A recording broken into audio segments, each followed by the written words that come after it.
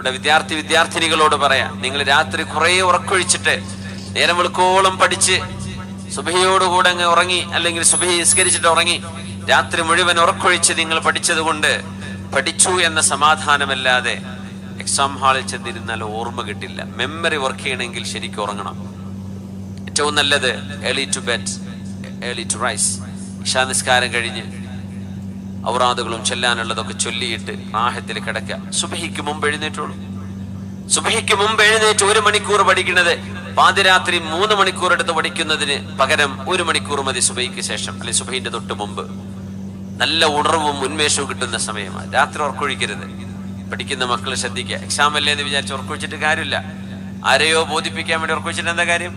ഓർമ്മ നിൽക്കണ്ടേ? ഓർമ്മ നിൽക്കണമെങ്കിൽ, മെമ്മറി വർക്ക് ചെയ്യണമെങ്കിൽ ശരിക്കും ഉറങ്ങണം. അതുകൊണ്ട് രാവിലെ അതിനേരത്തെ എഴുന്നേൽക്കുക. എന്നിട്ട് നിങ്ങൾ റിവിഷൻ ചെയ്യുക. പഠിക്കാനുള്ള